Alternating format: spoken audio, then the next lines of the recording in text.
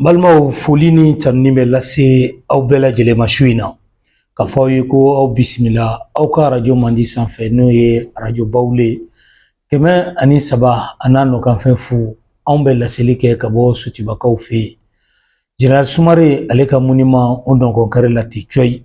dimanche o dimanche nɛgɛ kanɲɛ 21 ni o dana gosira kuma bɛ di ma lafaamuyalenw ma jɛmukan kɛnɛ kan a bɛ fɔ min ma ɲɛngwɛn cogoya min na u bɛn'u ka hakili jagabɔ kɛ jamana ale taabolo kan. Bi ye dimanche ye an bɛ avril kalo ale tile 19 na ka aw fo ka aw barikada. Burama Tarawele nɛgɛ kɛrɛfɛ o bɛ ale bolo. Seydou Umar Tarawele an ka ɲɛma kɛn bɛ ka baara in bɛɛ lajɛlen na kɔlɔsi. Burama Jalo Mas kuma bara a bɛ ne bolo. Bi su in na an ye wele bila maa min ma o de ye honorable Sidiki Kuyate ma taale kɔfɔ maa ye an ka jamana kɔnɔna la kunnafonidila don. Kunnafonidila min ni a bɛ to ka hakilinaw ko olu di fɛn min ye jamana ale jɔli ka jamana ale taabolow kan. Bi kɛnɛ kɔnɔ su in na babu belebele 3 an bɛna ɲininkali kɛ minnu na n'a bɛna ɲɛfɔli kɛ an ye o la. Ka kɛ ni alamisa tɛmɛnen araba ka don alamisa la an ye kibaruya sɔrɔ k'a fɔ Kemi Seba min ni a ka wulikajɔ barika ka bon kosɛbɛ farafinna ka tileya sabatili la ko a minɛra Afrique du Sud kaw olu fɛ yen. A ko kɛra cogo di a minɛli bɛ mun de kofɔ fɛn min ye an ka bi ma welelen a bɛna ka hakili jagabɔ k'u kɛ o kan. Iran Israel ale ni États-Unis bɛ ɲɔgɔn na kɛlɛ in a bɛ ka walankata ka se fan caman na bɛɛ bɛ k'i ta sɔrɔ a la dɔɔni dɔɔni a kɛlɛ a bɛ cogo di hakilina jumɛn bɛ Kuyate la ka kɛ ni a ye nin waati in na. An y'a ye fɛnɛ k'a fɔ san 36 kɔfɛ jɛmu fanga nalen anw ka jamana kɔnɔna la i b'a ye ɲina jango ni tile 2 in na a kuma wulila kosɛbɛ a kumaw cayara mun de ye kumaw wuli mun de bɛ yen fɛn min ye honorable Sidiki Kuyate a bɛna ɲɛfɔli kɛ nin bɛɛ lajɛlen na aw ye k'aw fo k'aw barikada arajo minnu bɛ yen n'u bɛ jɛmukan in ta ni ka fili fiɲɛ fɛ an b'u fo minnu ɲɛ b'an na ni minnu tulo b'an na bɔlɔlɔ siraw fɛ an bɛ foli ni tanuni k'a lase aw bɛɛ lajɛlen ma an b'a fɔ honorable Sidiki Kuyate ko a bisimila kɛnɛ kɔnɔna la Kuyate ni su folikan jumɛn b'i bolo ka ɲɛsin lajɛbaw ani lamɛnbaw ma. Masa mi fo a diyara n ye. I folen kɔfɛ an bɛ an ka kewuleke n'o y'an ka singular technicien fo. Ni an y'a fo i bɛna ka fɔ an bɛ lamɛnbagaw bɛɛ lajɛlen fo jamana kɔnɔ ani jamana kɔ kan fo ka taa se minnu bɛ ka an lajɛ bɔlɔlɔ sira kan. Radio Bawule a kanubagaw fo ka taa se Seydou Umar yɛrɛ ma an kɔrɔkɛ dɔ famana ma. Folen kɔfɛ an bɛ foli kɛrɛnkɛrɛn ka se an fa an'an baw ma. Ni aw yɛrɛ ka partenaire baw minnu ka cɛsiri b'a to kuma ani kuma baara ninnu o bɛ se ka ɲɛ sɔrɔ cogo min na. Tabarikala. La an bɛ Ala deli radio ɲɛtaa a bɛ Ala de bolo Ala ka d'a ma. Yarabi. Baaraw ɲɔgɔnmaw bɛ se ka ɲɔgɔn minɛ cogo min na.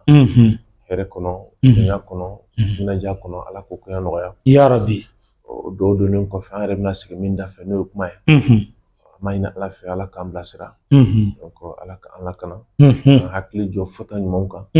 Lamɛncogo ɲuman Ala k'o nɔgɔya lamɛnjɛkulu ye. Yarabi. Donc ma siniya dɔn ka ye.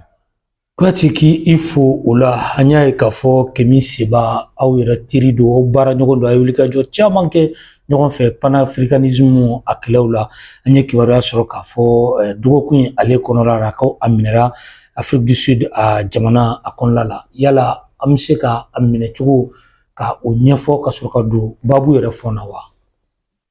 Ma ɲininkali diyara n ye yanni Ala mɛ ɲɛfɔli kɛ a minɛ cogo la. Kemi Seba ye jɔn ye o ni a n'anw bɛ ɲɔgɔn sɔrɔ mun de la Masita kura 2 n bɛna n da don o la n'Ala ka jɛ ne ka jɛ maa si b'a dɔn tuma min na tiɲɛ don bi an tɛ tɔnko tile la n'o ye bɛrɛbɛrɛ tɔn ye nka i b'a ye tuma min na an bɛ yɛrɛwolo sigi ka se ka wulikajɔ kɛ ko ka Sahel bɔ bolo la kɛrɛnkɛrɛnnenya la ka Mali bɔ bolo la an ye sira dɔ de ta n'o ye an ka jamana in kɔnɔ cɛw ni muso minnu sɔnna ka fara ɲɔgɔn kan u disi ka tata ye jamana in bɔ jɔnya kɔnɔ an nana ye olu bɛ wuli wagati min na ka kɛlɛ kɛ o y'a sɔrɔ farajɛ sen de b'an kan yan an fɛnɛ bɛ wuli ɲɔgɔn fɛ don min na k'a fɔ k'an bɛ nin kɛlɛ kɛ o y'a sɔrɔ Faransi ni a jɛw fɛnɛ de sen ma anw kan ka fara kɛlɛ min ni u ta donnen don olu mɔgɔ kelenw de fɛ. Maintenant a donni ma i b'a ye Mali kɔnɔ yan fanga kunda kalanden kunda kunfin kunda maa wɛrɛ gansan kunda Maliyɛn min bɛ yen nɔ ko o bɛ se ka faamu sɔrɔ nin ko ninnu na o yɛrɛ kun man ca. Ne fa filɛ ko min na ko bi parce que an kana ɲɔgɔn nɛgɛ n'i ka kɛlɛ sera kundama dɔ de ma i bɛ da la k'a fɔ ko Mali ko a tɛ Maliyɛn fanba bolo dɛ Mali ko bɛ maa damadɔni de bolo kabi kunu fo bi. Mais Ala nana kɛ kɛmɛ saba minnu ni olu wulilen don k'u jɔ ka kɔrɔ a dɔ la ale kun ka kɛlɛ fanba ɲɛsinnen don an ka yɛlɛma don an ka jamana nafoloko de la ni an ka jamana sɔrɔ a fɔ ma ko la monnaie fransikan na ni an ka wariko ye. Mais o tɛ se ka kɛ fɛnɛ f'i ka sira dɔ ta n'o ye farafinna wurukili farafinna ɲɛta farafinna ka keleya sira ni o de bɛ wele k'a fɔ ko le panafricanisme n'a sɔrɔla ka bɔ tiɲɛ ka bɔ fo an bɛnbakɛw la ka bɔ Lamɛrikɛn jamana kan ka na an yɛrɛ mɔkɛw ni Modibo Keyita ninnu bɛ Cɔmɔgɔ Garan Kuyate ninnu bɛɛ ye dɔ k'a la. Donc o hukumu kɔnɔna na an ye ɲɔgɔn minɛ ka se ka wuli ka jɔ kɛ yaasa Mali ale ka se ka jo sɔrɔ a ka se ka a yɛrɛ sɔrɔ ka bɔ nin gɛlɛya kɔnɔ. Donc a tɛ se ka kɛ f'a donni ma an kun ka farafinna bɛɛ a ka ja ka diɲɛ bɛ wuli ka jɔ Mali ye. Bon n bɛ fɛ ka min f'i ye dɔrɔn Kɛmi Seba kɛra mɔgɔ ye minnu yera nin kɛlɛla an nɔfɛ ka tɛmɛ Maliyɛn ba yirika de kan. Hali Kɛmi Seba ninnu da donnen a la caman kun bɛ u lagosi k'a fɔ ko yanni k'u da don Mali ta la ko bɛnɛ nɔnɔ n'u yɛrɛ bolo ye ka taa bɛnɛ ta ɲɛnabɔ. O tun bɛ fɔ. Maliyɛn ye kuma caman fɔ dɛ. O de kama n'i ti ɲinɛ Maliyɛn ka fɔta kɔ dɔrɔn i b'a dɔn mun na an ka jamana in bɛ nin dingɛ ninnu kɔnɔ. N'i ti ɲinɛ dɛ mais maa min bɛ ɲinɛ o tigi t'a dɔn min bɛ yan. Mais ni maa min hakili bɛ to fɔtaw ni kɛtaw la i b'a dɔn k'a fɔ an bɛ min kɔnɔ masa an b'a dɔn. An b'a dɔn yɛrɛ de. Tabarikala. Kɛmi Seba minɛli a bɛ se ka kɛ politiki minɛli wa walima a ye ko dɔ de kɛ komi ni o tɛ bɛn sariya la. Kɛmi Seba filɛ a kelen tɛ.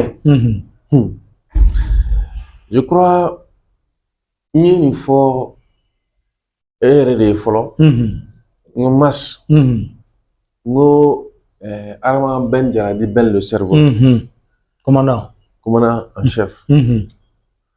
ko a filɛ nin ye gɛlɛya min kɔnɔ ayiwa kiri bɛ se ka baara kɛ kiri ka tiɲɛ walima kiri ka yeta o ni yeta tɔw kuma lama o ka jan ɲɔgɔn na parce que kiri bɛ se k'i minɛ hali mɛlen kɔfɛ k'a fɔ k'i ma fɛn kɛ san caman mais i b'a sɔrɔ anw ka yeta la o man kan mais kiri ka yeta la olu bɛ se ka kɛ Mas ne nana yira k'a fɔ Kɛmi Seba ninnu ɲɛna n ko ayiwa kiri ko kɔni bɛ yen mais an ka jateminɛ kɛ an bɛ kɛlɛ min na kɛlɛ in fɛnɛ a bɛ boli tiɲɛ dɔ de kɔ ni an ma taa o sira fɛ a dɔ la an minnu bɛ diɲɛ fan wɛrɛ fɛ an minnu kɛlen don k'an mun ɲɔgɔn ma ko panafricain bɛɛ ni ka minɛli bɛ se ka na a caman a b'aw kɔkari dɔw y'a faamu a donni ma dɔw m'a faamu a donni y'a sɔrɔ an bɛ mɔgɔ caman Natali u bɛɛ tun bɛ Europe Franklin a bɛɛ tun bɛ yen a donni ma a y'a sɔrɔ gɛlɛya tɛ a si kan ten parce que hali n'u tun ye gɛlɛya sɔrɔ a dɔ la labɛn min tun bɛ kɛ farafinna yan a tun bɛ kɛ sababu ye u bɛɛ k'u yɛrɛ sɔrɔ. Bon a nana kɛ an ma se ka kan kelen fɔ parce que a danni tun ye ne ye n ko an ka se k'an da fara ɲɔgɔn kan k'an da ɲuman don nin ko in na a kana taa yɔrɔ jan parce que bɛn ni minɛli min filɛ nin ye kɔlɔlɔ min b'a la o de ye farajɛ bɛna ye ko an ka nin kɛlɛ in n'o ye an bɛ ka farafinna ka ɲɛta kɛlɛ min fɔ a kuma an bɛ se k'a fɔ olu fɛ yen mais n'o tɛ an tɛ se k'a fɔ farafinna yan n ko farajɛ bɛna ye ten wa n'u y'a ye ten u bɛna minɛ ten n'u y'a minɛ ten u bɛna kɛ kɛlɛ bere de ye an bɛɛ lajɛlen sɛgɛn. Bon Ala nana kɛ bɛɛ ni bɛ hali o kaso kelen kɔnɔ bi bɛɛ ni b'o kaso kelen kɔnɔ olu yɛrɛ minnu tun b'an dɛmɛ ka sabu kɛ u tun bɛ farajɛ la u kumakan tun bɛ mɛn u tun bɛ se k'u sago kɛ farajɛw yɛrɛ nana sɛbɛn dɔ bɔ sɛbɛn bɔlen k'a yira k'a fɔ an cɛ 14 an maa 14 muso kelen b'a la ne ye Natali yɛrɛ tan kelen sa kɛ tan kelen ma tan kelen cɛ tan ni muso kelen cɛ tan ni muso kelen ne yɛrɛ tɔgɔ b'o la bɛn tɔgɔ b'a la siga t'a la ko anw ye fɛɛrɛ kɛ pour que ka se ka Faransi ka janfa o kolo kari farafinna yan donc ko wulikajɔ ka kɛ ni min ma tunu o ka fa ni min ma fa o ka taa kaso la ko yaasa san damadɔ olu ka segin ka na farafinna Mali ka minɛ ka k'u sago ye o dun y'a sɔrɔ ne dun y'a fɔ donni min na ko n'an ma fɛɛrɛ kɛ k'an da ɲuman don a la a ka faamu ko bɛɛ ni ka minɛli tɛna an dɛmɛ sisan n'a bɛna wolo min na i bolo sin yɔrɔ min tile bɔra ye donc a nana wolo min na sisan o de ye i b'a ye Farajɛ nana ye ninnu fɛn fɛn filɛ nin ye k'u bɛ ka olu kɛlɛ ni si lafiyalen t'a fabara donc o la an k'u bila ka t'u fabara u fabara ye yɔrɔ jumɛn farafinna yan jamanaw jumɛn ni min tɛ Cameroun Benin Mali u bɛ yen dɛ n'u bɛ yen u ka taa yen o de kama n'u k'i ma don dɔ la n ko i m'a ye n k'a fɛn o fɛn tɔgɔ fɔlen filɛ nin ye a si lafiyalen t'a fabara mais pourtant tɛgɛrɛ dun bɛ ka f'u kunna ko olu bɛ ka farafinna lakana ko olu de bɛ ka farafinna lafasa nka o farafinna kɔnɔ a si lafiyalen tɛ tiɲɛ don ko to b'a to ni min ɲininka mun de bɛ ka panafricains sɔrɔ bɛn bɛ kaso la Kémi Séba ale minɛlen filɛ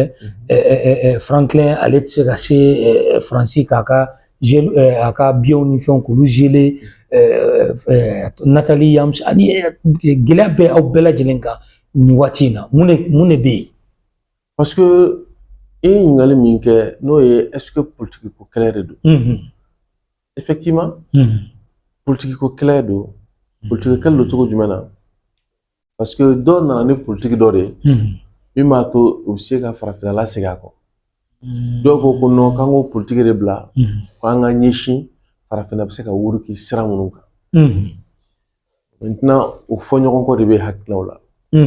o fɔɲɔgɔnkɔ minnu bɛ hakilinaw la maa min bɛ yen nɔ sisan n'a bɛ ye ko a dɔ la fanga b'olu de bolo i b'a sɔrɔ a caman na a jamana ninnu kɔnɔ olu de tɛ yɛlɛma ko la fewu yɛlɛma kuma yɛrɛ tɛ se ka fɔ bon o la bi Kémi Séba a yɛrɛ tun ye wulikajɔ kɛ ka ala ka tɔn k'o kɛ parti tɔn ye ka se k'a to pour que a ka se ka fanga ɲini mais hakilina ni kɛlɛ minnu b'olu bolo a ka ja hali n'u ka di farafinna ye mais farafinna tiɲɛ dɔ fana ye min ye tiɲɛ bɛ se ka diya ye da ka fɔli ni t'a dɔn mankutu kɔnɔ mais k'a fɔ ko an ka sɛbɛ kɛ ka tiɲɛ yɛrɛ banba o ka gɛlɛn dɔɔni donc maintenant Kémi Séba min nana sɔrɔ o de ye i b'a dɔn décembre kalo tɛmɛnen wulikajɔ dɔ kɛra Benin fɔ la a fɔ ko effectivement ko dankarila ka fanga la bon bi k'a yira c'est à dire que ko ale ye dɛmɛ don o ko in ma c'est à dire que a ye kumakan dɔ bila métayer dɔ bila n'o ye ja ye nin kumakan ye k'a fɔ ko a bɛ wulikajɔ kokɔrɔ don donc Benin jamana de kelen filɛ sisan ka fɔ ma ko ka Interpol n'o ye u ka finitigilaka minnu ka baara ɲɛsinnen don u ka se ka hali nɔbɔli kɛ jamana kɔ kan donc olu ka wulikajɔ sira fɛ k'a yira ko bolo dara kan Afrique du Sud mais ka kɔni ye an ye Benin kelen ka ɲɔgɔn sɔrɔ jo la an ka jateminɛ nana bɔ a kan kɛrɛnkɛrɛnnenya la Benin yɛrɛ ko ale kɔni tɛ se ka fɛn kɛ parce que ale bɛ bolo la a tɛ se ka Kémi Séba lasɔrɔ mais an minnu bɛ kɛnɛma an k'a lasɔrɔ ka f'a ɲɛna a ka fɛɛrɛ kɛ a k'i sen bɔ Sud-Afrique pour que moi si ɲɔgɔnna gɛlɛya kana sɔrɔ Sud-Afrique a bɛ taa mun de la yen a ka mun bɛ yen bon a ka foyi tɛ yen nka a bɛ yɛrɛ ɲini de la c'est à dire que kundogo wɛrɛ tɛ yen ne kun bolo ko Burkina walima Niger olu kun dɔ kun ye jamana ye sɛbɛn na laɲini kun kɛra k'a ka fɔ a ye a ka taa Burkina maintenant n'i bɛ taa fɛnɛ yanni o fɛɛrɛw de bɛ sɔrɔ ayiwa nin ko in fɛnɛ wulila ka na ta parce que en réalité ni parce que an bɛ se ka min fɔ jamana saba de bɛ la a bɛ se ka taa jamana saba minnu na ni Mali tɛ Burkina walima Niger. Ah si jamana. Maintenant a bɛ ye k'a fɔ ko a kun kan ka taa hali Niger fɛnɛ. Parce que n'i y'a jateminɛ kɛ sɛbɛn min b'a bolo n'o ye tɛmɛ sɛbɛn min b'a bolo passeport minnu b'a bolo diplomatique don wa Niger ta de fɛnɛ don. Bon i b'a ye k'a fɔ bolo dara a kan a ka kiiri kan ka kɛ sini. O ko teliyara sa dɛ. N'o ye parce que o bɛ bɛn le 20 ma. Donc sini tɛ bɛn parce que dimanche ye le 19 ye peut-être le 19 ye dimanche. Kan ka kɛ sini tɛnɛ. Voilà sini tɛnɛ quoi. Donc sini tɛnɛ. Donc pratiquement a bɛ kiiri ni a kan ka bila ka taa Benin walima ni a kan ka bila pewu walima n'a kan ka bila ka taa Niger parce que a bɛ k'a nana ni sɛbɛn min ye o ye Niger sɛbɛn de b'a bolo. Niger sɛbɛn de b'a bolo. Passeport diplomatique. Passeport diplomatique de b'a bolo. Tabarikala. Donc o bɛ se ka kɛ bɔdabaya ma. Maintenant a yelen don ko olu kelen k'a nɔgɔ ni min ye o de ye ko a ye kɔkɔrɔmadonnin kɛ ka ɲɛsin c'est-à-dire fanga dafiri ma. Donc n'i y'a faamu Benin ye wulikajɔ min kɛ a nɔfɛ o wulikajɔ de filɛ ka a sɔrɔ nin Afrique du Sud. Sinon a ma a damana ko kɛ. Non a ma damana ko kɛ. Donc Benin ka laɲini de don. Peut-être nin détail nafa ka bon parce que caman tɛ k'a ye tan quoi. Voilà donc o de don ani gɛlɛya ta ni Afrique du Sud cɛ. Benin de ka laɲini kama a kɛra. Bon sisan kɔni a bɛna lajɛ d'abord olu ye min jalaki a la n'a sɔrɔ o ye ko ye komi ni mɔgɔ bɛ se ka mɔgɔ minɛ o nɔ kan parce que ka vidéo kɛ k'a fɔ min kɛra n'o ye coup d'État k'a diyar'i ye bon k'a fɔ ko o ye c'est-à-dire que a bɛna fɔ sisan o ye ka mankutuli kɛ ka ɲɛsin fanga dafiri ma o ni ko ye ŋaniya yira ye ka kɔkɔrɔdon kɛ ka ɲɛsin fanga dafirili ma donc kuma bɛ o de nɔ kan. Kuyate aw n'a bɛ ɲɔgɔn kalama kosɛbɛ yala nin ko kɛlen aw n'a sera ka ɲɔgɔn sɔrɔ a kɛrɛfɛmɔgɔ dɔw walima ka avocat dɔw walasa ka kibaruya jɔnjɔn wɛrɛ sɔrɔ an kan. Bon an ye ɲɔgɔn sɔrɔ o de kama laseliw ni wulikajɔw bɛ ka kɛ yaasa a bɛ se k'a yɛrɛ sɔrɔ ka bɔ nin kɔnɔ cogo min na n'o tɛ maa bɛ se k'a fɔ ko a ka ɲɛnamaya kɔni bɛ kun balanna ni a bilala ka taa Benin n'a bilala ka taa Benin bon ala ta kɔfɛ a bɛ gɛlɛya ko kɛmɛ saba ka se ka kɛ kɛmɛ saba ye bilen. N'a taara Benin nin cogo la tan kuma bɛ sɔn ka caya dɔɔnin parce que i b'a dɔn ale ye furadama kabini a ka ko ma se nin yɔrɔ la ale furadama tɛ se ka se Benin. Furadama tɛ se ka se. Oui ale ka Benin taga man nɔgɔn furadama yɛrɛwolo yɛrɛ de ka sira fɛ a ka nali a ka tɔnkɔrɔ ye ale nali Mali kɔnɔ ou Burkina ou Niger o kɛra yɛrɛwolo ka sira de fɛ sinon a ye nɔgɔ fɔlɔ fɛn fɛn kɛ Mali yɛrɛ kɔnɔ c'est à dire que Benin yɛrɛ dɔrɔn tɛ ala jɔra Benin yɛrɛ dɔrɔn tɛ ale yɛrɛ nali farafinna dugu kɔnɔ a na o na mankan dɔ de bɛ yen sinon a minɛna Mali la a minɛna Burkina a sigilen don min jamana kelen jumɛn na nin wagati y'a sɔrɔ a tun bɛ Faransi de parce que Faransi o y'a ka nationalité bɔ a bolo k'a ka passeport bɔ a bolo o fana kɛlɛw kɛra yan bon a wagati ne jɔrɔla kosɛbɛ o y'a sɔrɔ hali an ka minɛli ko ninnu ma kɛ bon ayi o kɛra an ka minɛli ninnu kɔfɛ mais ka kɔn o ɲɛ ne tun ye nin bɛɛ fɔ k'a fɔ cɛ min na min fɔ ye bɛɛ ni minɛli n bɛ min fɔ a ye kɛmɛ saba kɔlɔlɔ bɛ bonya a tɛna lafiya bilen dɛ panafricain bɛɛ non a bɛɛ b'a yɛrɛ ɲini parce que tubabu bɛna jate kelen de ye o a tɛ se ka kɛlɛ in k'aw fa bara a kɛra a jo kan o a kɛra aw jalaki kan o nin kɛlɛ in n'a filɛ ka kɛ ka dankari anw ka wulikajɔw la ka dankari an ka janfaw la a tɛ se ka k'aw fa bara a tɛ se n y'a f'u ɲɛna dɛ wa a bɛɛ gɛnna ka bɔ yen bon ale dun filɛ ni Faransi yɛrɛ ni Europe jamana tɛ parce que hali bon o kɔni bɛ se ka kɛ ko wɛrɛ sinon hali a tun bɛ fɛ ka bɔ u ka fɔ la a tun bɛ fɛ ka bɔ Afrique du Sud k'i kunda Zimbabwe kan pour que a ka se k'a yɛrɛ sɔrɔ ka taa Europe jamana kan parce que an kana ɲɔgɔn nɛgɛ ni kɛlɛ in farafinna yan cɛ min f'i ɲɛna a ma Kwame Nkrumah to a ma Somɔgɔ Garan Kuyate ninnu to a ma Patrice Lumumba ninnu to a ma Modibo Keyita ninnu to min f'i ye tɛna maa to f'i ɲɛna farafinnaw boli bolo la k'a fɔ k'i bɛ farafinna bɔ jɔnya la k'i bɛ fɛ ka ɲɛda kura di farafinna ma mas Makarafi ninnu si to a m'o to min f'i ye a m'o to a ye cɛw dun ka musow dun ni kɛlɛ ye a ma nɔgɔn dɛ Donc e b'a ye k'a fɔ an filɛ yɔrɔ min na ko sisan i ko panafricain k'u bɛ gɛlɛyaba de kɔnɔ oui kabi kunu bɛ gɛlɛya kɔnɔ mais wagasa laban in na fanga k'u sɔrɔla ka na ɲɔgɔn nɛgɛ c'est-à-dire que tɔnkɔrɔ min bɛ an ka jamana kɔnɔ ko yɛrɛ dibusi la part ale kun kɛra jigisɛmɛ yiriba de ye n'i y'a mɛn k'a fɔ ko n b'a fɔ ko bɛn ni minɛli ko kɔlɔlɔ min tun bɛ se ka sɔrɔ la parce que o jigisɛmɛ yiriba in an kun ye bɛn min minɛ donni min na a ɲɛmɔgɔba kun ye o de ye e bon n'o ɲɛmɔgɔba minɛna yɔrɔ min na a bɛ fɔ ko nɔrɔna bɛ bakɔrɔni minɛ yɔrɔ min na i wasa ta yɔrɔ tɛ o bɛ fɔ mɛnɛ o bɛ fɔ donc o b'a yira sisan kɛmɛ saba ninnu kɛra kɔnɔ de ye sigiyɔrɔ t'u la bilen sigiyɔrɔ foyi t'u la bilen bon ala ka an bɛ ala de deli an filɛ min ye min na Mali la ala ka c'est-à-dire k'a kɛ ɲɛta ye ka kɛ ɲɔgɔn faamu ka sɔrɔ sinon hali ni gɛlɛya donna Mali kɔnɔ Franklin ninnu ta bɛɛ taayɔrɔ t'u la Franklin Nathalie taayɔrɔ foyi t'u la bɛɛ ni ma ye o ma taayɔrɔ foyi sɔrɔ foyi jɔ la a gɛlɛyara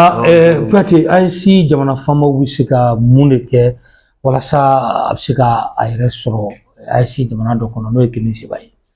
AES jamana ɲɛmɔgɔ kan ka wuli k'u jɔ nin ko in na u ka jɔyɔrɔba fɔlɔ kan ka kɛ min ye o ye Kɛmɛ Seba minɛna parce que ne ma fili Niger Niger Bugunate sɛbɛn b'a bolo donc u k'u sinsin o yɔrɔ kan u ka se ka bɔ nin gɛlɛya kɔnɔ a kana Niger ou bien a kana Burkina ou bien a kana Mali la mais Kɛmɛ Seba ninnu fana ye mɔgɔ ye kuma dɔ la siramɛk'u ɲɛ cogo di parce que ko n'u ye min tiɲɛ u b'a fɔ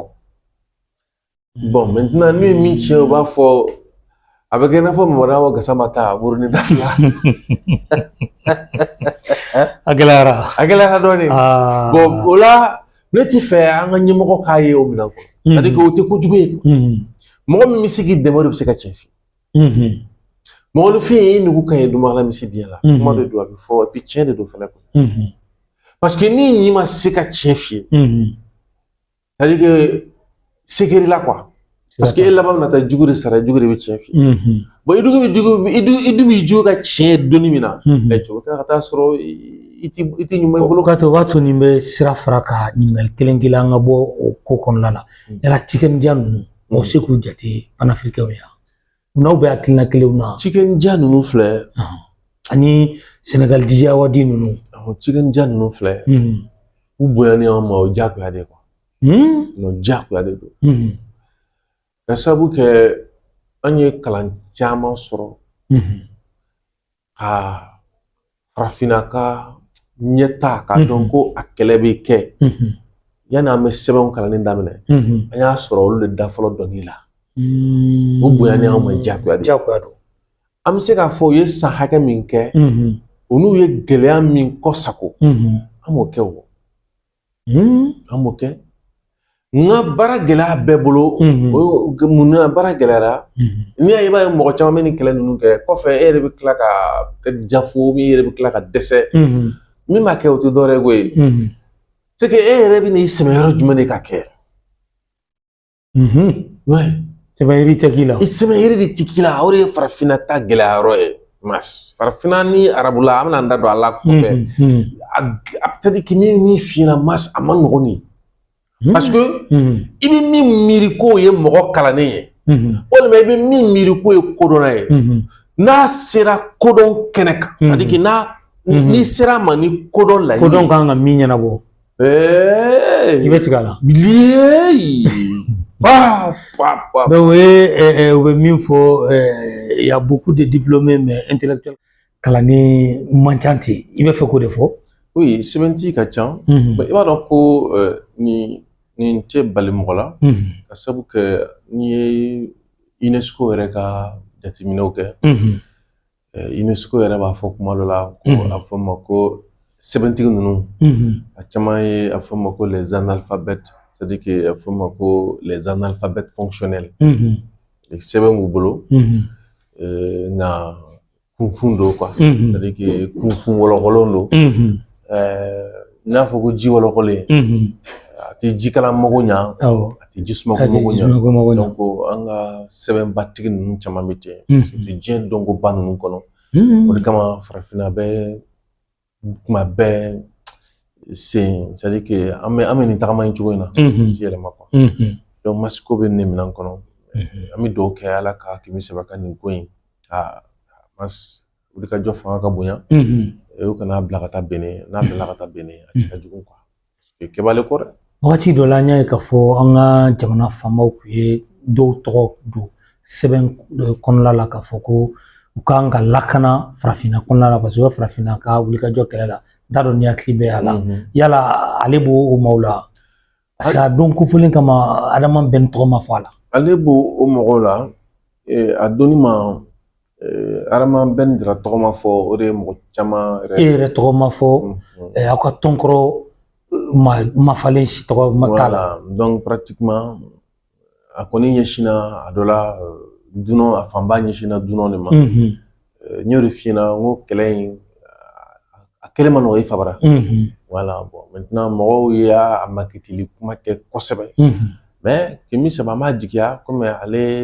a bɛ tali kɛ ale la kosɛbɛ ale bɛ tali kɛ ale fana dɔɔni mais a kun ɲɛsinnen don kuma fɛn farankelen ni natali de ma kosɛbɛ mɔgɔ bɛ se ka jate ka sababu kɛ a wagati y'a sɔrɔ gɛrɛntɛba de ɲɛsinnen don olu ma mais a wagati ne yɛrɛ ko n ko bon n ko fanga yɛrɛ ka bɔ k'a fɔ k'a bɛ ni ɲɔgɔnna dɛmɛ ta ka ninnu sɛgɛrɛ n ko fanga bɛ se ka kɛ dogo la nka fanga bɛ se ka labɛnw de kɛ a yɛrɛ ka mɔgɔw la mɔgɔ minnu ni fanga bɛ ka baara kɛ ɲɔgɔn fɛ olu ka se k'a dɛmɛ ninnu kɛ n'o tɛ ni fanga y'a yɛrɛ yira a dɛmɛ ninnu kɛbagaw ye juguya minnu bɛ ta ka ɲɛsin jamanaw ma i b'a sɔrɔ a juguyaw bɛ tɛmɛ a tɛ pan aw kunna tiɲɛ don bon n'a fɔra ko juguya min bɛ ɲɛsin jamana ma i n'a fɔ sisan i kan ka mugu min ci sama la k'i k'o ɲɛsin zonzan ma donc i b'a ye a bɛ zonzan sɛgɛn kosɛbɛ donc juguya min bɛ ɲɛsin jamanaw yɛrɛ dama ɲɔgɔn cɛ ma ni mɔgɔ dɔ nana sɔrɔ juguya kɔnɔna na i bɛ sɛgɛn kosɛbɛ bon Kemi Seba ninnu fɛnɛ i b'a ye sisan ani bɛnɛ dɔrɔn tɛ ɲɔgɔn na ani bɛnɛ dɔrɔn tɛ ɲɔgɔn na ni farafinna n'a jɛw bɛɛ bɛ ɲɔgɔn na i n'a fɔ Adama Bɛn jara sanctionné cogo min na ni Union européenne fɛ bon u ka u bɛɛ bɛlɛn ten ka fara o kan parce que i b'a ye olu fɛnɛ i b'i ye ko Irisi lafasa tɔnbaw don donc juguya min ɲɛsinnen don Irisi kan fɛ juguya kelen ɲɛsinnen don olu mɔgɔ ninnu ma o b'a yira k'a fɔ ka ka ma se fɛn min kɔ o cɛ ka jugu dɛ cɛ ka jugu quoi bon maintenant an b'a jigiya k'a fɔ ko an ka ɲɛmɔgɔ ye fɔ k'u bɛ dɛmɛ ni min ta k'u sɛgɛrɛ bon o dɛmɛ sira fɛ ko dɔ ka se ka dilan a kɔnɔna na bon maintenant est-ce que Franklin yɛrɛ fɛnɛ Kemi Seba ninnu ni Franklin ni Natali ninnu fɛnɛ bɛ ɲɔgɔn kan fɔ wa o fɛnɛ ye ɲininkali dɔ ye o fɛnɛ ye ɲininkali dɔ fɛnɛ ye parce que o fɔɲɔgɔnkɔ ninnu ma daminɛ bi kɛlɛw kɛcogo la farafinna ma nɔgɔn quoi parce que farafinna ma nɔgɔn non n'i ka sera k'an tigɛ di ɲɔgɔn ma non mais c'est pas la peine ni i ka kɛlɛ sera kundama dɔ ma i bɛ fɛn caman min fɔ farafinna ko la i ɲɛkisɛ b'a ye donc farafinna ma nɔgɔn yɛrɛ an kana ɲɔgɔn dɛ tabarikala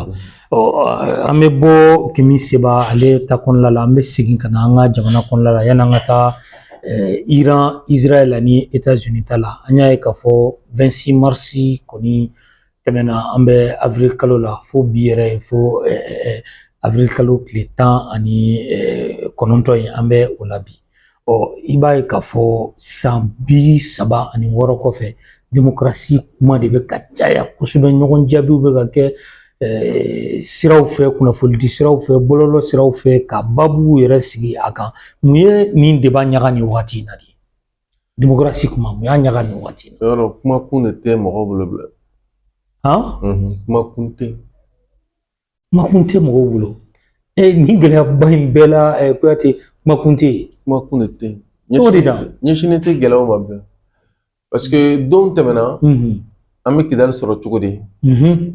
an bɛ se ka MINUSMA bolo bɔ an kan na cogo di an bɛ Faransi gɛn cogo di an bɛ se ka Faransi k'o ka janfa waraka cogo di an an bɛ se cogo jumɛn na k'an ka kɛlɛcɛw labɛn an bɛ se cogo jumɛn na ka ikoma wuli ka kɔngɔ kɛlɛ an bɛ se cogo jumɛn na ka sirako la dilan an bɛ se ka na ni terrain ye cogo di an bɛ se ka na lakana ye cogo di kurantigɛ bɛ se ka jɔ cogo di baarako bɛ se ka ɲɛ cogo di sɛnɛ bɛ ɲɛ cogo di anw tun b'o kumaw de la kunun nin b'a yira k'a fɔ ko débat niveau jiginna anw ka jamana kɔnɔna la kɔlɔn de kɔnɔ taara fo dunna c'est-à-dire que jamana marali hakilina jamana ko hami a kuma de banna an bɛ min kɔnɔ sa o ye miyatuya kumaw de ye c'est-à-dire que kuma minnu bɛ mɔgɔw sogo k'i ɲɛnama jɔlen i tɛ sunɔgɔ na ka sogo an b'o kumaw de kɔnɔ o de bɛ na ne nin ye sujet de banna kuma ko banna de. Merci merci ko kuma in ye o dɔ de ye kɛ a b'o tɔgɔma seere de don fɔta de tɛ yen kɛta de tɛ yen miirina de tɛ yen donc o la sisan wokoloninko kuma de bɛna bange jinɛko kuma c'est-à-dire que min tɛ fɛn dɔn a la min bɛ fɛn dɔn a la bɛɛ bɛ dɔ fɔ 26 ko débat c'est comme si u bɛ ka an lasegin ka na kɔfɛ ni san 30 ni san 5 san 36 de parce que 26 ko marché débat nafa bɛ sɔrɔ a la sira mun kan o ye an bɛ se ka mun wala labɔ a kɔnɔ parce que c'est l'histoire de notre pays patrimoine dɔ de don n'o ye jamana sɔrɔ dɔ de don dɔ fɔ sira fɛ namu sira fɛ a kan ka ye de tasi de kan ka kɛ ka ɲɛsin a wulikajɔ kɛbagaw ma minnu tanyana minnu jogina u ni wulikajɔ kɔfɛ minnu tora hakilinaw kɔ fo bi walima minnu y'a kɛlɛ kɛ f'u ka ɲɛnamaya dan tali kan ka k'o de la i ma fili yɛrɛwolo ye tali kɛ fo o dɔrɔn tɛ dɛ an taara fo minnu ye kɛlɛ kɛ k'an ka denra ta ka d'an ma an taara fo ye a kun ye mun ye a kun ye k'a dɔn jamana in taɲɛ la filiw ka dɔgɔya minnu ɲana olu ka ta k'olu kɔkɔrɔ don ka se ka olu hakilinaw sinsin baara ka kɛ n'a ye bon maintenant an nana ye min an bɛ don min na ko bi sisan gɛlɛya fɛn o fɛn n'a saradalen don pankɛrɛw bɛɛ kunna ka na wulikajɔ kɛ ka ɲɛsin mun ma ko 26 mars ko 26 mars ko bɛɛ b'a a bɛ ka puruti ka taa fan caman fɛ a puruti yɔrɔ dɔ ye mun ye a ko in tɛ tiɲɛ yɛrɛ dɔw ko ten ko in tɛ tiɲɛ u bɛ k'o fɔ mɔgɔ ye minnu maminɛmuso tora la minnu maminɛkɛ tora la minnu den kelen u ka du kɔnɔ tora la minnu bɛ yen nɔ n'u ka kalandenw tora la maaw bɛ yen i b'a ye k'a fɔ an b'u dɔn an n'u sigira kɛnɛ kelen kan an balimaw don minnu ye kasara sɔrɔ nin na ka tila ka furakɛ ka bɔ maaw bɛ yen minnu somɔgɔw tanyana la n'u somɔgɔw tanyana u somɔgɔw tanyanen jamana ye hakɛ dɔ d'u ma olu yɛrɛ dɔw ka hakɛ tila ka daraki ka b'u bolo tugun an wulila olu musokɔrɔbaw dɔw kɛrɛfɛ ka olu ka kɛlɛ kɛ yaasa olu bɛ se k'u ka hakɛw sɔrɔ olu denw tanyana a ye tiɲɛni min don olu kunna an b'o kalama dɔw nani kanto ko non ko maa minnu jogina maa minnu tanyana ko zonw ani fataw de tanyana nin na maliden wa a bɛɛ ye mɔgɔ jumɛnw ye minnu jɔyɔrɔ ma ye fasoko la de kɔ o de y'a kasarama yɔrɔ ye minnu bɛ nin fɔ wa o jɔyɔrɔ de ma ye fasoko la sinon ni jɔyɔrɔ yɛrɛ fasoko la i bɛ nin ko ninnu tiɲɛ dɔn an n'a ma k'i tile la awɔ a dɔ la an kun tɛ bɛrɛ bɔ mais an ka ɲinini n'an ka cɛsiri o ni an ye ko minnu sɛgɛsɛgɛ o ni an n'a mɔgɔ minnu gɛrɛla ɲɔgɔn na o ni ko tɛmɛna sira min fɛ i se k'i da don jamana ko la n'i tɛ jamana dɔn i tɛ se ka jamana bonya n'i t'a dɔn i tɛ se ka kɛ jamana fɛ n'i t'a dɔn maliden fanba de tɛ mali dɔn n y'o de f'i ɲɛna masi maliden fanba n bɛ segin a kan o tɛ foyi kalama maliko la i kana mɔgɔw ɲɛ coronen ye k'u kolen k'u jɛ u bɛ mobili baw kɔnɔ dɛ kelen b'u kunna dɛ masi n'u tun bɛ fɛn kalama maliko la sama sɔrɔ an bɔra i kana kalanden ba ninnu ye n'u dalen don so ba ninnu ni vɛsibaw b'u la masi n'u bɛ fɛn kalama maliko la sama sɔrɔ an bɔra bɛ se min na sonyɛni hali o kɛcogo ɲumanw tɛ dɛ hali o kɛcogo ɲumanw tɛ s'o la jamana filɛ nin gɛlɛya de kɔnɔ donc sisan o bɛɛ kelen kɔfɛ san 26 san 36 i b'a ye ko jamana bɛ tasibila kɛ ka ɲɛsin ni mantanyanw ma a sɛbɛnnen don jamana sigikanba kɔnɔna na san o san hali sigikanba min yɛlɛmara n k'a b'o kɔnɔ a b'o fɛnɛ kɔnɔ wa ali nyina jamana nyemo tara boya masigin ke tuma mi no boya masigin ka ke abe ka fo o wakati kelen ko ko boya mi ka yeshin kata numa ko chetala o wakati kelen ambulo kam ko fo o am ko fo fene fanga min koro de o wakati kelen kam ko fanga fene kokoro dontu donc ibna munye do fene be ka furtita ta ke jume ko bea démocratie ha ko no de ke ko de anga jamana ti ne ko sa ne sa boy ba kala ma ko male ko ben ne ko na ko démocratie de anga jamana ci do fene bu fo démocratie de mo utara kala mo ta kala ma ko démocratie de ambo jo ko kelaw kele be je ko no be démocratie ko kele do awa mas enfle ni ka minga nyoko na be mara chogo munun tuma on fe o mara chogo kele ko fara jo fe ana salamu de nyon kala ma no wa na ko je fenore amadam ne bide o mara chogo nunu kelew de kera ko adama teme fanga bu na farajela kana ko kana ni be no ko ka fanga furba ni na ka kan dana ko no jama ko do ro ka se ka diba o kele min kera de o kele olu fe o ko fe olu kana ando joyala sisan o kibara munu sorla bara min kera o be a nyini ni korona o re nana wolo je sharia bawla kana ni lakana bawye ka yeshi armadini kuma kanye shin jiye kono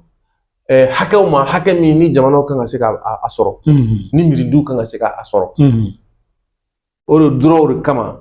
an refene fe an yamara la ka fo kan partout sigi partout sigira ka wuri ka jo kera ko an bo jo kono o partout sigira ni démocratie mirina de kata soro an be jo ala de ne me ko RDA démocratie fo inte Rassemblement démocratique africain do démocratie ko rawa kono donc kelen be démocratie de o munum bora snola ka keni 91 o olu ko olu nana terrain min suru fa kadala ko o terrain ko olu fado terrain glan o abora ora mina kana to ora fe ka olu ka terrain suru fa kadala ka foko terrain go damne ne fa kadala abi mi fina yesu ko kan dai ko do na foko démocratie damne na on fe ko 91 kada soro ay anga dera tani démocratie di ay anga dera ta mali ne panasi radi tarani démocratie di akrati teni faire oui mais on est parce que ne ma fina nganga jamana kona ngo kalankara ko do ya c'est à dire arama di ibi minye ka kala nente ko anye churune no ka be ko kalama ibi minye ko kala ne no kiba ye ko mado ko anye na ninga ko mais mina min fiu te ko dundo o de ka o se ka labara RDA foi ta ko farafina ka be franganton RDA odi o la be farafina jamana chamana awo Rassemblement démocratique africain démocratie kuma de bo wati démocratie ko kuma anyanga démocratie kele ka démocratie nanati o kera ka ta soro faraja se mankanga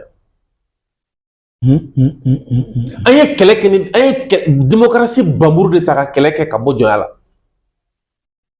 donc 91 tanye 91 tanye minye ko min kumanana ka bo amma indépendance ta wakati la ko ambe sige odima musaka samogani sabai min kera o kono kasoro yano che démocratie kumbe donc on allait avec na fo chaman bora démocratie fangala maintenant 91 o ko lasigi ni famu donc 91 una musa fene na fo akale fene be mina ko fene be ayde o kama afene ka parti no ko UDP mi o fene ko démocratie ko kuma de fo musa ka parti UDPM demi mbala o yode ya démocratie de tabarkala donc démocratie ko yan fe ay bité aka keka nyaka keka chien ko wara de mais a hakilla ka taka baraka na yote bié o mana niko mama ko démocratie ko niko mama ko karsa démocratie Amadou Sédou Traoré ko être démocrate c'est d'abord et avant tout se convaincre de cela ko ka ke bet la mo ko fo ka ta soro ere mo ye a ko tabiya la minin do mo mina do dum ko wa ko démocrate de anga jamana ci do bonde fo ouais maintenant e ba ran ko oye parce que oyo kuma chulu kuma de Yo kuma shuru kuma de, c'est-à-dire que ye miri shu kuma de. Et c'est qu'à fond moment qu'il est démocrate. C'est comme Nico Sissan. Anga c'est comme parce que c'est comme Nico Sanko anga morobao. Anga morobao. Ko olu de anga jamanati. Et puis anga morobaya c'est le nomonika. Ni kuma ino de kakan quoi. Voilà, ni no de kakan. Parce que peut-être tu vas sur la faire jora tigi baw de fo. Jora tigi bati moge morobaya. Tu vas sur la faire na folo tigi baw de fo. O te vas sur la faire fanga de fo. Non fanga tem ke morobaya. Morobaya tabiaw de be. Vous talike tunya de la. Mami dungera tiaka. Mami ye kodon naka kodon yera aka baraka chogola naka fotala ni tinya la fasali de morobaya. Donc n'y a même ko démocrate. Au cours de ko mami sera kamara ko furubaya. Ka hakila furubaya, ka bara furubaya, ka dunga fa furubaya, ka soro furubaya, ka kodon furubaya, ka se ka kumala blake, ka se ka toro ni nyani ko takabo mogo kan. Ego ko o kebaga ko rina ni oke ko rina aga jamanachi. Donc soit ils sont pas démocrates, c'est-à-dire que ou te bâti la mort de, il faut le faire. Ou même il se ka fore ko mawdo munu yere wole ola. Kasrote. Katasrote comme si na fo mo chama ma yere wole politique mo la katasro politique mo te. Comme ma chama mi yere wole kramo ya la katasro kramo ti. Comme ma chama ma yere wole doni batigi la katasro ti doni batigi. Comme mo chama mi se ka yere wole ka fo kuye kuno fondile katasro ti kuno fondile. Jina teka mi se ka ko kono nana. Mais maintenant, il est démocrate. Ça veut dire que fin de molon de B, ayolu de dafa. Ora kama ka wala ko démocrate. Bon maintenant mo na ke sisa. Anga jamana taba ko maro na gami. Nya ima fo ko kuma do mun ni juta kuma la. Mamunu tume au partout kono de. Mamunu tume ko fanga kokoro do. Mamunu be no ni olu ye ni fanga nunu kokoro do olu de kambe bi ko ni fanga nunu shima foike e puis kokoro do doni mina o kuma ga mfo do ku nyoronte ku nyoromada ku ye faso jo ku clenendo ku binkeru kan o doni ma mamu tumi jamana kono nolu tumi ka fo ko ta chogo mai e olu fene kere Agelara. C'est-à-dire que nous tume, nous le kameko anga beata chogomay, kanga marake chogomay ko majebala. Mamu tume ko lu mo kelede. Fanga koro do no fe. Ah? Oh, bi olu mo de kame ko fanga koro nunu ma fenge. Kata soro ye mo do kele kunu tuma no lu kame ka foko fanga koro nunu ko majebu ka barala. Agelara. Agelara. Ba ko ima fina ko kuma ko te mo bolo ble. Mais malden vene ka dogo min tene siki daro nu kuma nu nan jogo fena na waso tere malden ga dogo mi ma eta muna parce que malden ga maliko to tora dala kuma de ma ami me hamina e ka jorona e ka foko ni ko nu me se ka wolo bonela ore mancha Agelara ore mancha kuma kunde te donc ibna muye ibna e ka fo sisa ami ka tani jogo la ta utiga be ala goshi bia kata soro unolu mogo de kume nyogon bolo kunu wa al shini nan tara to ko patro sigira kan ta election na to ko bu klaka na be de fotu ko mangu donc lu kon tay fiebe ta romina doro lu kara foto ko kulu shimu ba Agelara fiebe do frère be do fraka fli sans conviction c'est-à-dire arama de do kuma ka du yete kuma te ka sabu ke munye jugo ya kuma ka taka do sekere o de ka di mal den fambay ouais ni mo fina machama ngo abi foko a muni amara samga sambi saba ko lu rakete me ba kala mako bebo boro kuma fote ya mais iteka mo to fote ni mo to fo bi be do mentor ma bebe ta fo me mo cité songa awo ami démocratie de jalaki ami san bisaba ni ko de jalaki ngo san bisaba ni ko u faw u baw u koro u teru u jonyogon u ye munun kanu walma munun ka fanga u kume ko o najimi abe olu mogo de donc ori kama to ta ka fa na fɛn fɛn wula e k'a tigi ɲininka bon i tun bɛ karisa kɔ ni san ye ka bɔ ni san ye ka taa ni san ye o wagati i tun bɛ ka min fɔ ni bi tɛ kelen ye u bi jɔ ye mun de bɛ nin kɛ de Mali binna ten parce que bi Mali mɔgɔ bɛ min na o ye an kun ka se ka ɲɛda kura sɔrɔ adamadenw ka dusukun miiri ko yɛrɛ la parce que ni n damata ko de ye jamana in sɛgɛn ɲɛda tɛ adamadenw na u ka dusukun miiri fan fɛ c'est à dire i t'u sugu dɔn n'u ka kɛta n'u ka fɔta ye quoi n'i y'i sigi k'u ka kɛta n'u ka fɔtaw jateminɛ dɔrɔn i tɛ sugu y'u la ɲɛda t'a la transition kun ka se ka baara kɛ ka na ni éveil de conscience ye parce que n'i y'a mɛn ko politique ko a ye tiɲɛni kɛ a bɛ mɔgɔ de bolo min ni sɔnnɛmɛ de ye sɔnnɛmɛla ko de man bon n'i y'a ye ko démocratie ye tiɲɛni kɛ c'est que a nana kɛ maalankolonw ka tilela fɛn de ye sinon danbetigi ko de don parce que kanabila ye danbetigi ko de ye kanabila bɛ tali kɛ hɔrɔnya de la quoi kanabila bɛ tali kɛ maa sɛbɛw ka ɲinifɛnw de la parce que maa sɛbɛya tɛ se ka sɔrɔ k'i to jɔnya kɔnɔ donc maa sɛbɛ bɛɛ bɛ kɛlɛ kɛ k'i kanabila de kanabila de ye adamaden ye c'est pour k'a fɔ ko la liberté c'est l'homme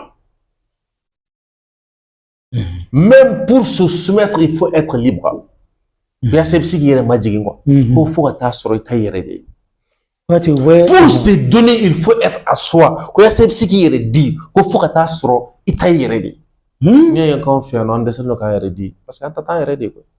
n'i y'a ye k'an tɛ se k'an majigin ɲɔgɔn ye dɔwɛrɛ tɛ o an ta t'an yɛrɛ de i b'a ye k'a fɔ sisan u nana nin kuma in wuli o kuma in kɔnɔna na kuma yɛrɛ bɛɛ bɛna jɔ min kan i b'o dɔn qu'est-ce que le Mali est devenu après le président Modibo Keïta Mali kɛra mun de ye Modibo Keïta kɔ parce que a kuma fɛn fɛn bɛ sen na a bɛ fɔ ko cakɛda fɛn fɛn n kun da bɛna se cakɛda ko in ma o tun bɛ fɔ de ko cakɛda ko démocrates de y'an ka cakɛdaw bɛɛ feere o kumaw bɛ fɔ e b'o mun sɔrɔ ka fɔ fana la tu sais i b'a dɔn ko mais an kana ɲɔgɔn nɛgɛ an kan ka jigin an ka jeliw fana na ouais parce que i b'a dɔn jeli kan ka kɛ an bolo minnu fana bɛ i dege kuma yɛrɛ ɲɛyɛli la kuma faamu maa si bɛɛ tɛ kuma faamu dɛ o kɔni et voilà mɔgɔ caman b'a mɛn Alpha da ko au nom de la privatisation ils nous ont poussé à brader et à liquider nos sociétés et entreprises d'État Alpha bɛ nin fɔ Alpha b'a fɔ mais Alpha b'a fɔ ko Alpha b'a fɔ ni makiteli sira de ye c'est à dire que Alpha b'a fɔ ni murutili sira de a kun jɛlen tɛ n'a ye a y'a yira k'a fɔ ko hakilina ɲuman de tɛ a sera ka fɛn bɔ a la a ma se ka fɛn bɔ a la mais a y'a kɔn don min na a y'a kɔn a bɛ ka fɔ n'o de ye o kɔrɔ tɛ ko n bɛ k'ale lajɛ yan dɛ mais Alpha ka nin kuma in bɛ mun de yira o de a kɛra dɔw ɲɛna ko ka faso cakɛdaw ko k'olu bila kɛn yɛrɛ ka bolo kan mais Alpha ka kuma in b'a yira de ko non k'o kun tɛ k'a kɛra n'o tɔgɔ de mais k'o kun tɛ k'a kɛra ni burujali de ye Alpha bɛ k'o de fɔ maliyɛnw ɲɛna o tɔgɔ in kɔrɔ de y'o ye a kɔrɔ de y'o ye mais mɔgɔ caman t'a faamu n foyi faamulen tɛ jamana in kɔnɔ yan n bɛ fɛ k'o de f'i ye c'est pourquoi n'i ye jamana in ta k'a di nin kan u yɛrɛ b'a f'i ɲɛna a jamanadenw u b'a f'i ɲɛna ko a bɔ i nin kan n'i ma bɔ i nin kan i bɛ to a la u b'o f'i yɛrɛ dɛ a bɔ i nin kan an ka jamana in tɛ bila maa nin kan a to yen an k'a buruja o ye démocratie ko de ye gɛlɛyara o y'an ka jamana tabiya de ye c'est notre conscience politique an ka jamana in sigilen don nin miiriya de kan o tɛ politique ko ye o tɛ démocratie ko ye o ye an ka nin jamana in cogo de n'i y'a kɛ ye ko danga de b'i kɔ ko n'i m'a buruja k'a halaki ko e tɔgɔ ko dangatɔ i y'o de fɔ démocratie ko de ye parti ko de ye politique ko de ye n y'u ka ɲɛnamaya yɛrɛ faamu cogo de ye nin bɛɛ kɔnɔ sinon démocratie ma nin f'u ye parti ma nin f'u ye politique ma nin f'u ye u bɛ nin mɔgɔ ni an bɛ nin de kɔnɔ sisan i bɛna ye Alpha bɛ k'o de fɔ o a ko au nom de la privatisation sinon hali minnu bɛ ka hakilina in kɔkɔrɔ don ko parce que k'olu bɛ kɛ yɛrɛ ye k'olu bɛ non Alpha ko kɛ yɛrɛ kun tɛ dɛ ko politique min kun don ko kɛ yɛrɛ ye doni b'a la ko o pɛrɛ kun tɛ dɛ a fan fila bɛ fɛ n'i y'a k'i faamu a kuma in ma faamu a fan fila si tɛ ka kuma in faamu Alpha bɛ ka min fɔ o fila si tɛ ka faamu Alpha ko kere kun doni bala ko sirata de nga darakili kanga faso jama kanga faso ka sorda soti turuda dabikuna awo Ah. ko Alpha ko ni ne wolola mina aka kuma en tobi da minka l'affaiblissement de l'action publique ka wolola jamana ka se ka dese ka jo akanga se ka jo ramina akanga se ka mina min faka c'est dire ngoni quoi de ni te kuma don la mangi daire do akri jaga bolaw la ila c'est ba kalama ni ma fina ma tolo no bebolo am fe am dominer ko bi ma silen fleurom na sisa akanga to mad akanga to an kwato la an kwato bon na fa kwa kwato kuma be fam munu mi seka ko nyeye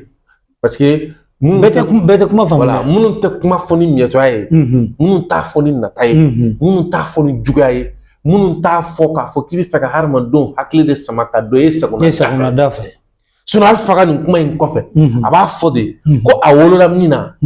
l'affaiblissement de l'action publique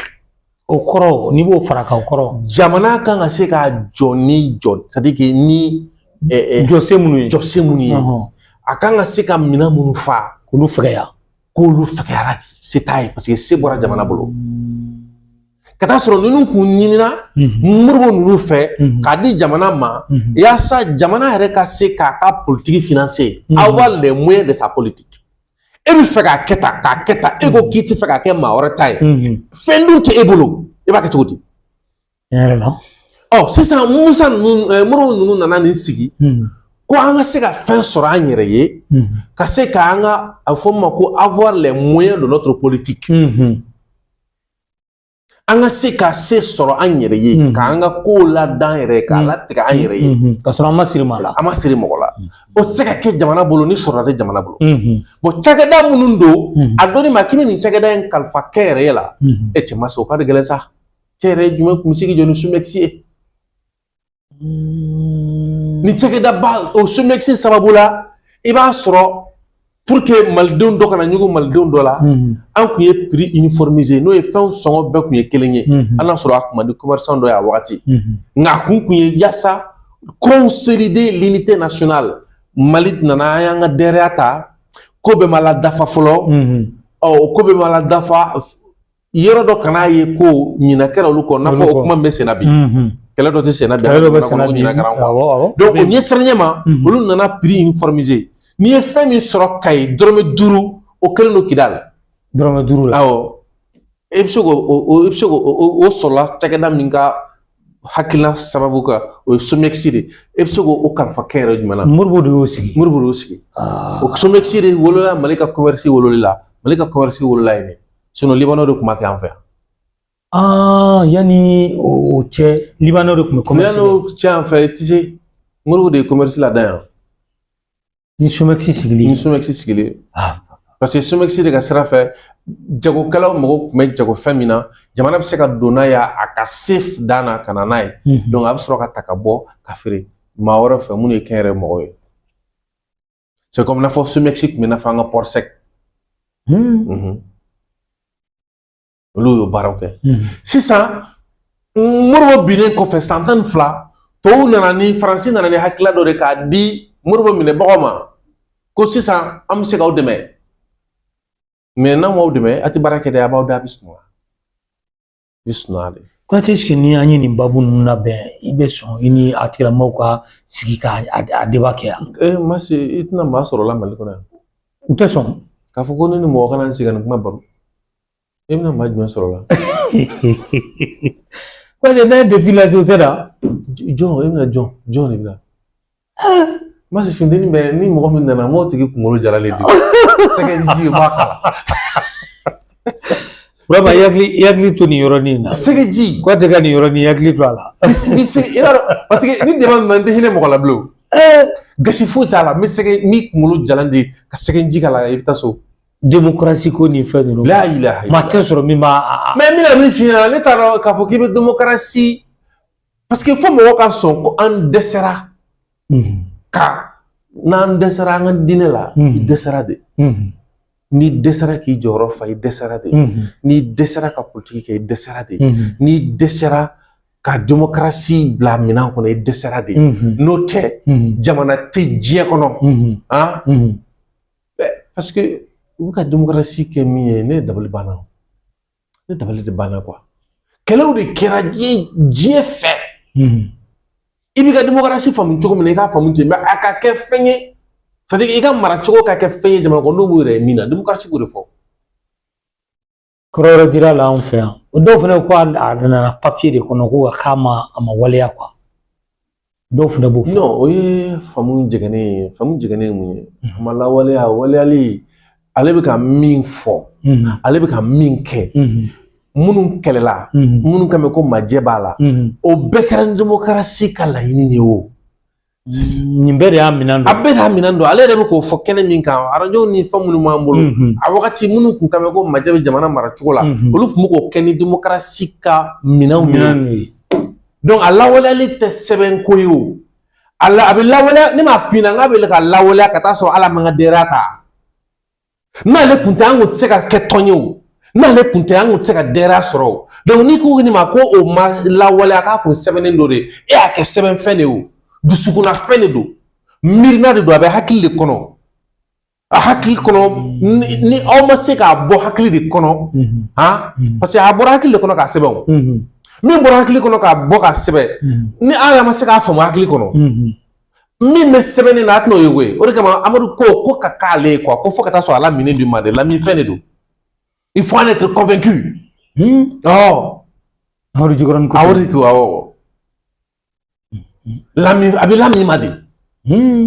nimaniya dɔ de don dɔnni dɔ de don a b'i la de a mɔgɔw de bɛ yen n'o tɛ sɛbɛnni kɔnɔna na ni sɛbɛnni kɔnɔna don a fɔlen don ko maliyɛn bɛɛ démocratie de o parti minnu bɛ k'a ɲini olu parti ninnu bɛɛ bɛ k'a fɔ k'o ye démocratie de o mais munna an bɛ dɔ ta ka dɔ to yen parce que dɔ ka yeta ni dɔ ka fɔta ni dɔ ka kɛta ni dɔ ka yecogo a bɛ ye ko o t'a la wasolen don ka tɛmɛ dɔ ta kan. ko ni débat tɛ se ka k'e fɛ. Ye n t'a dɔn o tigi bɛn'o kɛ ni dalu min ye. parce que Kuyatɛ in dɔnnen don koyi. siga t'a la. A dɔnnen don. siga t'a la. hali n'a sɔrɔ nin yɔrɔ bɛ digi dɔ la a dɔnnen don. parce que ne ko ɲinini fanga de ma bon an fɛ yan kɔrɔ de dɔnnen tɛ ko la. m'a faamu. donc sɛbɛn a bɔra hakili de kɔnɔ k'a sɛbɛn donc hakilila kɔnɔ fɛn de don dusukun kɔnɔ fɛn de don. maintenant ni maa min ta kɛra dalafɔli ye walima ni maa min ta kɛra a sɛbɛnni ye e tɛ se ka lawaleya o. a tɛ dusukun. a tɛ dusukun na a bɛ lawaleya cogo di. Kuyatɛ an ka don an ka barodakun sabanan na ni o ye Iran ye waati kɔni sɛbɛkɔrɔ tɛngun na n'an ka damadɔni fɔ a kan yala i bɛ se ka mun de fɔ Iran kɛlɛ la bi an y'a ye k'a fɔ aw kun ka tɔnkɔrɔ ni o ye yɛrɛwolo début sur les remparts aw kun bɛ k'a ɲini jamana in fɛ wagati tɛmɛnenw na kosɛbɛ k'a fɔ an ka gɛrɛ Iran na hakilinaw ka ɲi a bɛ taa aw ye démarche caman kɛ aw taara fo Iran ni fɛnw na est-ce que bi jamanaden fanba tɛ o hakilina fɛnɛ kɔnɔ bi yan. bon o b'a kɔnɔ ni dalafɔliw de ye ni sangawuli de ye. parce que Iran ko kuma de sangawulilen don. Iran ko kuma sangawulilen don. bara de fer bɛ sen na SD wɔɔrɔ ni sama bali bɛ ɲɔgɔn na. Iran ta fan dɔ fɛ o. wajibi. ne tɛ yen quoi. gɛlɛyara. sangawuli de don. walahi sinon. ma sini k'i ma. aw ye Iran ko fɔ a mɛnna koyi. mais ma sini ko ne taara Iran 2012. i taara. walahi. bɛɛ ka segin ka taa 2021. a tila ka segin ka taa 2022. 2023 an ka tila ka taa tugun Liban. pour que a fɔ ma ko l'axe de la résistance. parce que fɛn min b'an da la yan. aw kun y'a yɔrɔ jan. an ta ye den de. min b'olu da la o ye fa de. n y'a mɛn ko l'impérialisme. a den. Europe kɔnɔna na. Faransi de bɛ k'a nujuru sama. mais Amérique de ka fɛn don. l'impérialisme. Amérique fɛnɛ ye den dɔ bɔ k'a da ye n'a fɔ ma ko le sionisme. min nujuru salen don Israël fɛ. anw ye jamana ye kabi anw ka denra ta wagati an bɛ ka Palestine soutenir. Modibo Keyita ka tiɲɛ dɔ don. an nana ye k'a fɔ an ni nin bɛ ɲɔgɔn sɔrɔ fɛn min na. o de ye Russie o. Iran o. Chine o. Amérique bɛ k'an bɛɛ kɛlɛ ni fɛn min ye o ye fɔ ma ko l'impérialisme n'o ye ka se ka diɲɛ sɔrɔ ni diɲɛ pétrole diɲɛ taji diɲɛ nafolo diɲɛ diinɛ diɲɛ fɛn bɛɛ don kaman kɔrɔ la mondialisation olu bɛ ka diɲɛ bɛɛ kɛlɛ n'o hakilina de ye donc an ko an minnu bɛ ka kɛlɛ tuma na ni a kɔlɔlɔ bɛ k'an ka jamanaw ci yan an ka fɛɛrɛ k'an ka gɛrɛ jamanaw la ani minnu bɛ se ka jɛ ka kɛlɛ kɛ ɲɔgɔn fɛ a donni ma an ka laɲini ye farafinna bɛɛ de ka sɔrɔ komi ko in nana Mali la Mali ka kɛ élément de gravité ye o Mali ka se ka sira bɔ an ni jamanaw cɛ jamana minnu bɛ se ka jɔ Amérique ɲɛ kɔrɔ sa tiɲɛni ji yɛrɛ la masa an taara o kuma fɔ dɔw ɲɛna ala u bɛ wele Mali kɔnɔ ko docteur u bɛ wele ko Mali kɔnɔ ko professeur olu ko mun bɛ yira ala masi min sinna ko ni bɔra dɔ ka bureau kɔnɔ i bɛ t'i sigi yiri kɔrɔ fɔlɔ de ko mun bɛ yira wa ko mun yira c'est à dire i b'a ye k'a fɔ u ti ja u t'a dɔn fɛn bɛ diɲɛ kɔnɔ u t'a dɔn ni bɔra ka bureau kɔnɔ fɔlɔ i bɛ mobili ta ni mobili ta ni min jara ka bɔ ka yɔrɔ la dɔrɔn i bɛ bɔ mobili kɔnɔ fɔlɔ ka i taama pour que i ɲɛ ka sira ye quoi o ye jaabi yɛrɛ dara la mais olu de sigilen don olu de b'an ka jamana kuma o kuma fɔ n t'a dɔn min bɛ yen parce que an ko an bɛ kɛlɛ minnu kɔnɔ bi jamana tɛ yen mun bɛ se k'i jɔ ni kɛlɛ ninnu ɲɛkɔrɔ ka tɛmɛ Iran kan a tɛ yen i b'o fɔ ni dalilu jumɛn ye n b'o prévu de yɛrɛ sisan jamana joli de fara Amérique kan pour que ka se ka fɔ k'a bɛ Iran kɛlɛ nin yɔrɔ la i bɛna da farafinya ni farafinya la e ka lajɛ baabu Europe jamana bɛɛ ko Amérique ma ko he nin t'an ka kɛlɛ an da tɛ donni na nin kɔlɔlɔ ka bon an ma ka da mun ka Iran faga OTAN o ko ayi cɛ an tɛ ma sɔn mais Amérique ka se ka nin kɛlɛ ka sɔrɔ mun fɛ a sɔrɔla parce que jamana minnu bɛ yen nɔ n'olu de kan ka se ka jigin a kan kelen fɔ ka bɔ Amérique ka jɔnya kɔnɔ olu de ye kɛlɛ daga da Amérique ma o de kama Iran ko non ni kɛlɛ in kɔni wulila a tɛ maa to yen a tɛ maa to yen a dun y'a fɔ cogo min na a y'a kɛ ten dɛ ni se kun tɛ sama sɔrɔ Iran ko banna mais i bɛna mun ye i bɛna ye k'a fɔ ko anw kun ye min ɲɛsila o de ye ni nin kɛlɛ in kun kɛra a kun ka kɛ sebaya ye min bɛ sɔrɔ farafinna fɛnɛ fɛ a fɛ bɛ sɔrɔ farafinna fɛ cogo jumɛn na n'a sɔrɔ ko an tun bɛ yɛrɛwolo tile la a donni ma an ka laɲini tun bɛ kɛ moins farafinna kɔnɔ yan quoi à peu près 50 millions 100 millions de citoyens africains olu ka se ka mobiliser pour soutenir c'est-à-dire que pas pour soutenir l'Iran seulement mais ka se ka wuli ka jɔ kɛ ko kɛlɛ ka jɔ quoi ni kɛlɛ kana kɛ quoi o ka se ka kɛ sababu ye farafinna yɛrɛ ka se ka mɔ ɲɔgɔn ma ten sa ka se k'a fɔ ko non à la guerre parce que kɛlɛ de b'an fɛ yan ɔ kɛlɛ minnu b'an fɛ yan i b'a ye ko a kɛlɛ ninnu a dɔ la a b'a fɔ ko a ka gɛlɛn dɔɔni quoi waati sɛbɛkɔrɔ tɛ a ka gɛlɛn dɔɔni bon jamana minnu bɛ se ka an dɛmɛ a la ka taa sɔrɔ ala ma kɛ n'o si musakaba ye masa an bolo an y'a ɲini k'a fɔ kabi an ka yanni an ka se ma an bolo ka bolo nɔfɛ n'u ka bɛn fɔlen na minnu bɛ se ka ko ɲɛnamaw kɛ minnu fɛɛrɛ ɲɛnama bɛ mɔgɔ minnu bolo parce que n'i y'a ye ko Iran sera ka nin kɛlɛ in kɛ ka bɔ a la a ka fɛɛrɛ de bonyana tan don a ka fɛɛrɛ de bonyana quoi bi fɛnɛ jamana don a kun ɲinina k'a kɛ ɲugutɔ jamana ye k'a kɛ terroriste jamana ye mais bi ale de bɛ ka deli k'a ka sabali jamanadenw ye hakili kurunnen don jamanadenw laminen don ni kɛlɛ in ye o hakili lakununnen don jamana labɛnnen don jamana ka kɛlɛ a c'est à dire k'a ka politique se b'a ye imaginez kɛlɛ in bɛ ban cogo jumɛn na tuma min na Donald Trump a kɔnɔrɔ filila f'a y'a ɲini sisan mɔgɔ ka jate la k'a kɛ bagabaga kuma dɔ quoi k'a kɛ n'a fɔ a bɛna bombe nucléaire utiliser i ni mɔgɔ bɛ ɲɔgɔn na tile 45 jate kɔnɔna na i dɛsɛra ka fɛn bɛɛ kɛ sisan k'i bɛna ɲɛsin bombe nucléaire ma a bɛ k'o fɔ mun fɛ ko civilisation dɔ bɛna bɔ yen civilisation dɔ bɛna bɔ yen n'o ye sisan somɔgɔya dɔ parce que a yɛrɛ sɔnna k'a fɔ ko jamana kɔrɔba don a yɛrɛ sɔnna ko u labɛnnen don donc sisan a bɛna u bɔ yen ka b'o kɛra Iran fɛnɛ u b'u ka fɛɛrɛ ninnu dɔn jamanadenw bɔra k'a yira k'a fɔ ko an tɛ reculer même face à la bombe nucléaire yɔrɔ fɛn fɛn bɛ yen nɔ ko b'a jate k'u ka pɔnbaw n'u ka central baw jamana kono don bora ka taa yɔrɔ masiri ni ka bole ka kule ni Iran drapeau ye kɛlɛ daminɛ ni mun ye ko an bɛ taa Iraniyɛnw bɔ jɛŋa kɔnɔ Iraniyɛnw ko an labɛnnen don ima c'est à dire que karisa an labɛnnen don k'i ka bombe makɔnɔ quoi i ma message diplomatique ye i ma guerre communicationnelle ye masu bɛ nin dɔn de bɛ nin dɔn de bon an kɔni Mali kɔni y'a yira k'a fɔ ko a ka dɛmɛ bɛ Iran ye bon ayiwa Mali y'a yira k'a ni Iran kɔni bɛ ɲɔgɔn bolo parce que an y'a ye an ka ministre taara ministre des affaires étrangères sera an ye discours kɛ mais an kun ka fɛn wɛrɛ bɛ se ka sɔrɔ min tɛ nin bɛɛ tabarikala lamɛnbaaw ka aw fo k'aw barikada honorable Sidiki Kuyate ale de tun bɛ